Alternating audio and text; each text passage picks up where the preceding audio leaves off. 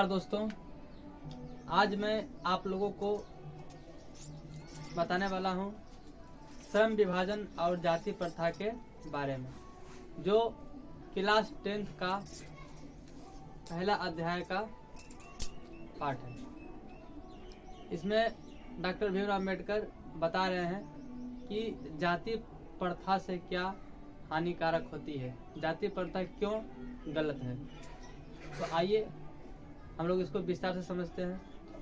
देखिए, जाति प्रथा आज से नहीं, ये प्राचीन काल से चलते आ रहा है और माना जाता है कि इतिहास में सबसे दुष्ट परिणाम जाति प्रथा का रहा है।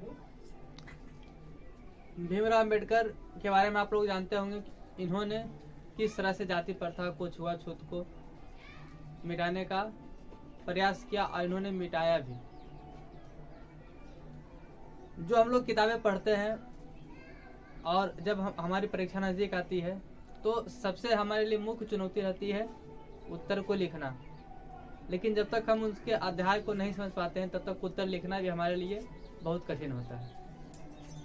तो आइए हम लोग इस 6 अध्याय में बटा 6 आपका पैराग्राफ में बटा है। तो पहले पैराग्राफ को पढ़ते हैं और विस्तार से जानने की कोशिश करते हैं, क्योंकि जब तक आप समझेंगे नहीं विस्तार से तब तक प्रश्न का उत्तर दे पाना मुश्किल होता है। तो पहला लाइन में है, यह विडंबना की बात है कि इस युग में भी जातिवाद के पोषकों की कमी नहीं है।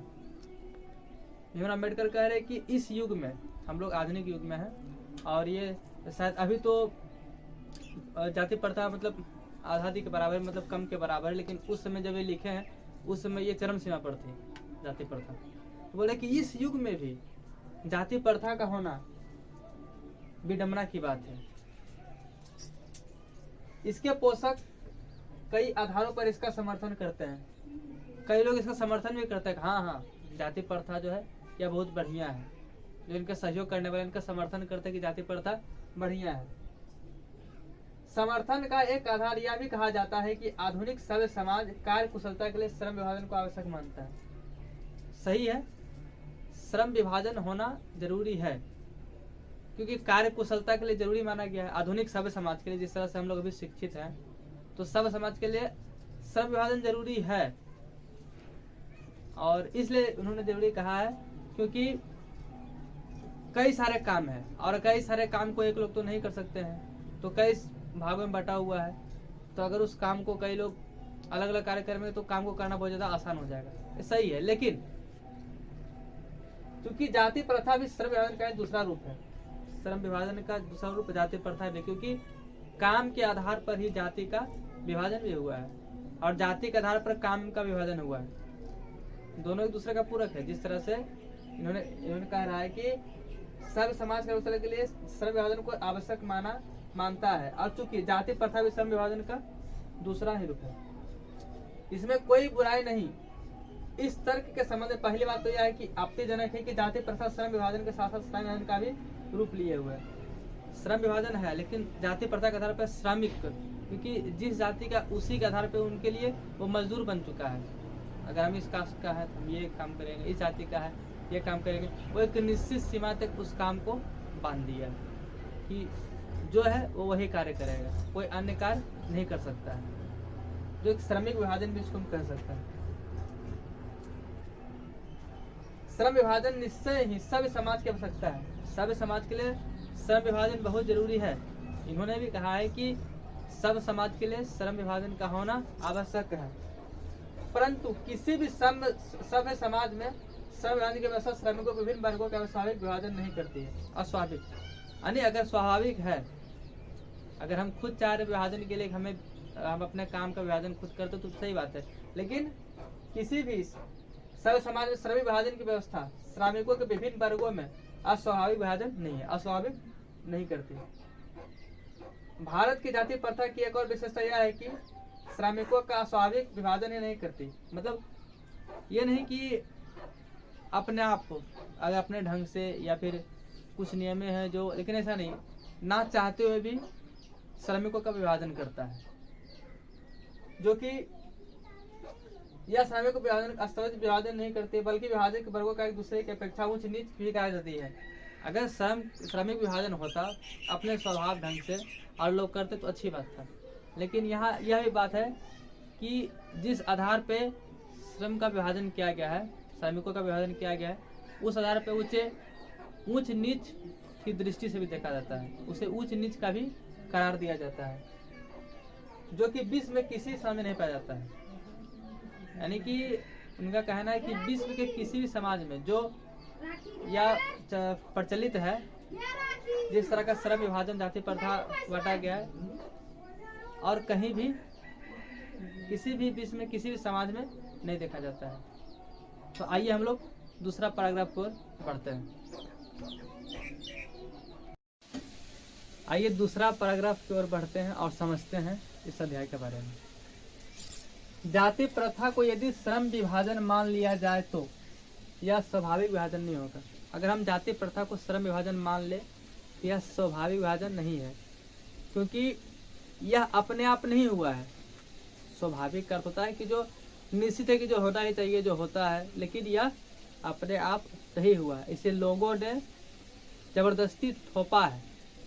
जाति प्रथा श्रम विभाजन को लोगों ने जबरदस्ती थोपा है, इसलिए हम इसे स्वाभाविक विभाजन नहीं कर सकते हैं, क्योंकि यह मनुष्य की रुचि पर आधारित नहीं है। क्योंकि कई लोगों का मन होता है कि हम जिस काम में बढ़िया है, जो चीज़ हम सीखे हैं वो चीज़ करें, लेकिन जो जाति प्रथा जो श्रम विभाजन है वो मनुष्य के रुचि पर आधारित नहीं है। अगर कोई इंसान चाह रहा है कि हमें क्रिकेटर बनना है, अगर कोई इंसान चाह रहा है कि नहीं हमें ये काम नहीं छोड़ के हम वो काम करना चाहते हैं, लेकिन उसे लोग करने नहीं देंगे क्योंकि उनके वो रुचि पर आधारित नहीं है। भीमराव अम्बेडकर वही समझाना चाह रहे हैं कि मनुष्य की रुचि पर आधारित या नहीं है। कुशल व्यक्ति या सक्षम श्रमिक समाज का निर्माण करने के लिए, अगर किसी व्यक्ति को कुशल बनाना है, एक शिक्षित समाज का निर्माण करना है, एक सक्षम श्रमिक समाज का निर्माण करने के लिए आवश्यक है कि हम व्यक्तियों की क्षमता इस सीमा तक विकसित करें, इस सीमा तक, यानी कि वैसे व्यक्तियों को हम इस सीमा तक शिक्षित करें, उन्हें शिक्षा दें, उन्हें पढ़ाई लिखा, उन्हें जागरूक करें इस सीमा तक कि जिसे वो अपने पेशे का कार्य या चुनाव खुद कर सके। वो खुद कर सके कि मुझे कौन सा कार्य करना है, मुझे कोई नौकरी करना है, मुझे कोई व्यापार करना है, या मुझे कोई घर का काम ही करना है, किसी भी काम को लेकर के उसे भी सीमा तक विकसित करे कि वो अपने पैसे का कार्य, अपना जो काम है वो स्वयं चुनाव इसका कर सके। इस सिद्धांत के विपरीत जाति प्रथा का दूसरी सिद्धांत यह है कि इससे मनुष्य के प्रचलन उसकी निजी क्षमता का विचार किए बिना, एक सबसे गलत और दूषित यह भी है कि मनुष्य जो है, यानी कि वो क्या प्रशिक्षण किया है, उनका क्या अपना राय, उनका क्या विचार है, ये सोचे बिना उसकी निजी क्षमता, यानी कि वो क्या चाह रहा है, उसका मन में क्या है, ये सोचे बिना ही उनका दूसरे यानी अपने ही दृष्टिकोण से और माँ के गर्भ में ही बच्चा रहा तभी तय कर देता है कि ये बच्चा क्या करेगा। तो जाति प्रथा और श्रम विभाजन जो है वो बिल्कुल गलत है, बिल्कुल ही गलत है। तो हम नेक्स्ट समझेंगे अगले पैराग्राफ में। Thank you. अब हम लोग जाति प्रथा और श्रम विभाजन के तीसरे पैराग्राफ को समझते हैं। जाति प्रथा पेशे का दोषपूर्ण पूर्व निर्धारित ही नहीं बल्कि मनुष्य को जीवन भर के लिए एक पेशे में बांध देती है। ये तो पहले से तय इंसान कर ही देता है, वो तो है ही, तो गलत है। जो दोषपूर्ण है वो तो है ही, बल्कि मनुष्य को जीवन भर के एक पेशे से बांध देता है कि जो तुम्हारा पूर्वज जो करते आया है वही आप भी करते रहोगे। जो एक पेशे से बांध देता है, यही काम तुमको करना है, यही काम तुमको करना है।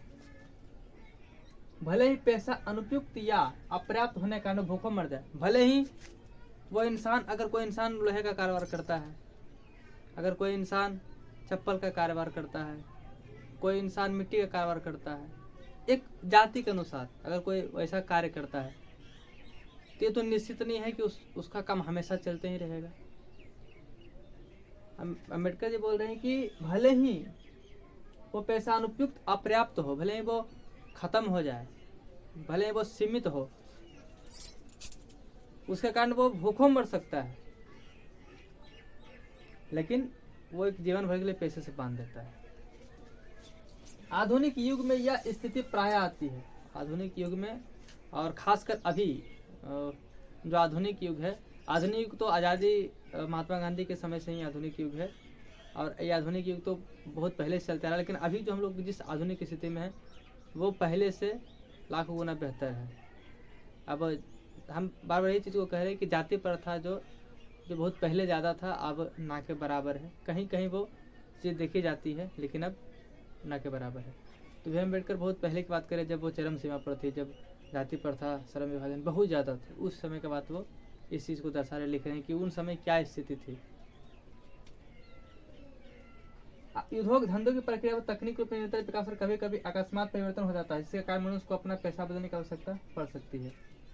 तो ऐसा होता है कभी कभी कि जो कार्य चल रहा है वो अचानक से वो ठप पड़ जाए, वो कार्य नहीं हो पा रहा है, तो ऐसे में इंसान अपना पैसा को बदल सकता है। अगर कोई इंसान लोहे का कारोबार कर रहा है, लेकिन अगर उसका वो कारोबार बंद हो जाए, वो कई महीनों तक वो बंद हो जाए, कोई उसको दूसरा काम नहीं मिले, तो क्या वो दूसरा काम नहीं कर सकता है? वो दूसरा काम कर सकता है। अगर वो दूसरा काम नहीं करेगा तो वो बेरोजगार हो जाएगा, क्योंकि उनके पैसे, मनुष्य को अपना पैसा बदलने की आवश्यकता पड़ सकती है। या यदि प्रतिकूल परिस्थितियों में मनुष्य को अपना पैसा बदलने की सोचना ना हो, अगर वैसे कुल में, यानी कि जो इंसान जिस कार्य को कर रहा है और उस कार्य में उसकी मंदी हो जाए, वो महीनों तक, हफ्तों तक उस कार्य की मंदी हो जाए, तो वो क्या वो दूसरा कार्य नहीं कर सकता है? और अगर ऐसे स्थिति में भी, अगर ऐसे स्थिति में उन्हें कार्य करने का मौका नहीं दिया जाए, तो भूखों मरने के अलावा और चारा ही क्या रह जाएगा? वो इंसान तो भूखा ही मरेगा, क्योंकि उनका जो कार्य है वो काम ही ठप पड़ जाएगा, उसको कोई दूसरा ऑप्शन ही नहीं रहेगा, तो वो क्या करेगा भूखा मरने के अलावा?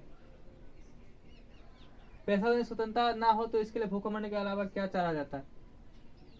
हिंदू धर्म की जाति प्रथा किसी व्यक्ति को ऐसा पैसा चुनने की अनुमति नहीं देती है। वो उसमें बता रहे थे कि हिंदू धर्म में जो है जाति प्रथा में वो किसी अदर पैसे को चुनने की अनुमति नहीं देती थी, है ना। वो उस समय का लिख रहे हैं, अब बहुत बेहतर है।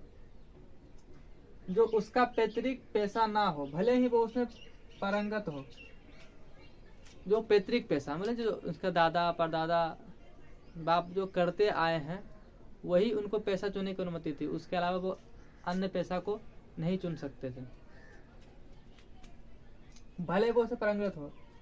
हाँ, भले वो किसी भी चीज में क्यों नहीं ज्यादा प्रशिक्षित हो, वो किसी चीज में क्यों ना माहिर हो, लेकिन उन्हें किस पैसे को चुनने का बार बार जिक्र किया जाता था कि जो उसके पैतृक हो, जो उनके पिता, जो उनके दादा जो करते आ रहे हैं। इस प्रकार पैसा परिवर्तन की अनुमति ना देकर जाति प्रथा भारत में बेरोजगारी का प्रमुख प्रत्यक्ष कारण बनी हुई है। यही मुख्य कारण है कि उन्हें पैसा, यानी कि उनका जो शौक है कार्य करने का, उसकी अनुमति नहीं देने के कारण जो जाति प्रथा भारत में बेरोजगारी का एक प्रत्यक्ष कारण बना हुआ है। तो अभी जो स्थिति है वो स्थिति वो काफ़ी बेहतर है, लेकिन वो जिस समय की बात लिख रहे हैं उस समय की स्थिति बहुत ही दयनीय थी। हम लोग अगले पैराग्राफ में पढ़ेंगे जाति प्रथा शर्मा के बारे में। धन्यवाद। तो हम लोग चौथा पैराग्राफ की ओर बढ़ते हैं। इस प्रकार हम देखते हैं कि श्रम विभाजन की दृष्टि से भी जाति प्रथा गंभीर दोषों से युक्त है। गंभीर दोषों से युक्त है, यानी कि इसमें दोषों से भरा हुआ है, बुराइयों से भरा हुआ है। जाति प्रथा का श्रम विभाजन मनुष्य की स्वेच्छा पर निर्भर नहीं करता। ऐसे पहले भी इस लाइन को दोहराया गया कि जाति प्रथा जो है वो मनुष्य खुद इस चीज़ को तय नहीं करता है कि हम इस तरह से अपने जाति के आधार पर काम को बांट दे, ये कर दे। उनके स्वेच्छा पर आधारित नहीं है, लोगों द्वारा थोपा गया है। मनुष्य की व्यक्तिगत भावना तथा व्यक्तिगत रुचि का इसमें कोई स्थान नहीं है।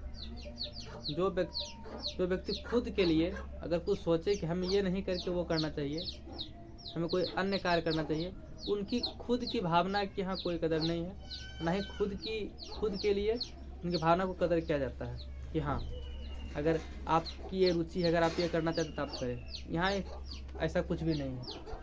क्योंकि उनका महत्व भी नहीं दिया जा रहा है यहाँ पे। इस आधार पर हमें यह स्वीकार करना पड़ेगा कि आज के उद्योगों में गरीबी और उत्पीड़न इतनी बड़ी समस्या नहीं है। कहा जाता है कि गरीबी जो है और जो कष्ट है उसको भी उतनी बड़ी समस्या नहीं माना गया है, लेकिन सबसे बड़ी समस्या किसको माना गया है? नहीं, जितनी बहुत से लोग निर्धारित कार्य को अरुचि के साथ करते हैं, उससे भी ज्यादा कष्ट क्या है कि जो काम आप नहीं करना चाहते हैं फिर भी वो जाति के आधार के ऊपर आपके ऊपर काम को थोपा गया है, वो करना, वो गरीबी और उत्पीड़न से भी बढ़ करके सबसे बड़ा कष्ट है वो। अगर आप चाहें कि नहीं, मुझे घर बनाने का काम नहीं करना है, मुझे कुछ अन्य ही काम करना है, मुझे मोटर गाड़ी का काम करना है, मुझे कोई और जगह पढ़ना है, लेकिन आपकी रुचि को रोक करके वहाँ पे आपको अन्य काम थोप दिया जाता है, तो वो कष्ट जो है वो गरीबी और उत्पीड़न से भी ज्यादा बढ़ करके। ऐसी स्थिति स्वभावतः मनुष्य को दुर्भावना से ग्रस्त कर देता है, दुर्भावना से ग्रस्त कर देता है कि उसके अंदर जो मुसीबतें होती है, परेशानियां, दिक्कतें जो होती है, उससे उसको सामना करना पड़ता है, ना चाहते हुए उन चीजों को करना पड़ता है। अगर टालू काम करने और काम ना करने के लिए प्रेरित करती है, उस काम को भी करना पड़ता है जो टालने योग्य है, जो करने योग्य नहीं है उस काम को भी ना चाहते हुए लोगों को करना पड़ता है, जिससे वो ग्रस्त हो जाते हैं, मन चिड़चिड़ापन हो जाता है। ऐसी स्थिति में जहाँ काम करने वालों का ना दिल लगता है ना दिमाग, अब जिस काम में आपका दिल और दिमाग ना लगे उस काम को भला करने से क्या फायदा, क्योंकि उस काम में आपका मन ही नहीं लगेगा तो आप आगे कुछ सीख भी नहीं पाएंगे। तो ऐसे काम में कुशलता का कोई स्थान ही नहीं है, क्योंकि जिस काम में आपका रुचि नहीं है उस काम में आप कुशलता कैसे प्राप्त कर सकते हैं।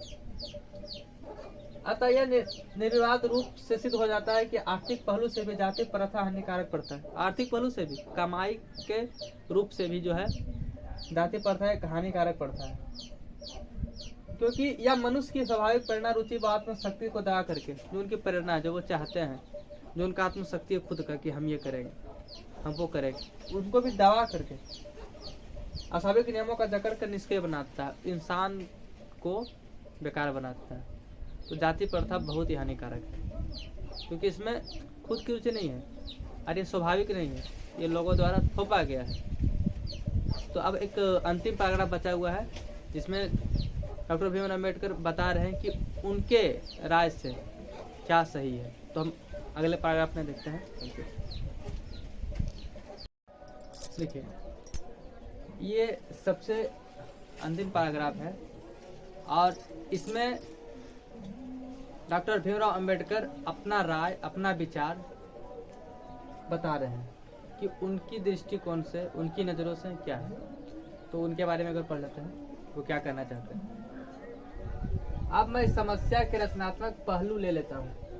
मेरे द्वारा जाति प्रथा की आलोचना सुनकर आप लोग मुझसे यह प्रश्न पूछना चाहेंगे कि यदि मैं जातियों के विरुद्ध हूँ, तो बोल रहे हैं कि मैं आलोचना कर रहा हूँ इस लेख के द्वारा, तो आप लोग यही प्रश्न पूछना चाहेंगे कि यदि मैं जातियों के विरुद्ध हूँ तो मेरे दृष्टिकोण में आदर्श समाज क्या है।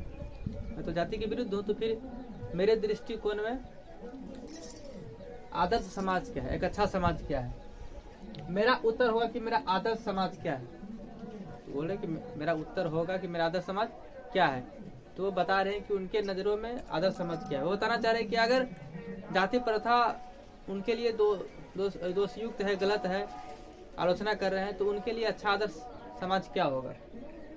मेरा उत्तर होगा कि मेरा आदर्श समाज स्वतंत्रता, समता, भातृत्व आधारित, यानी कि आज़ादी, एक समान और भाईचारे के जैसा हो। उनका कहना है कि हमारा जो समाज हो वो भाईचारे में हो, एकता में हो और बिल्कुल आजाद सोच वाला हो। मेरा आदर्श समाज स्वतंत्रता, समता, भातृत्व आधारित होगा। या क्या यह ठीक नहीं है कि भातृत्व अथवा भाईचारे किसी को आपत्तिजनक हो सकती है। भले भाईचारा किसी को आपत्तिजनक क्यों हो सकती है, किसी को आपत्तिजनक नहीं हो सकती है।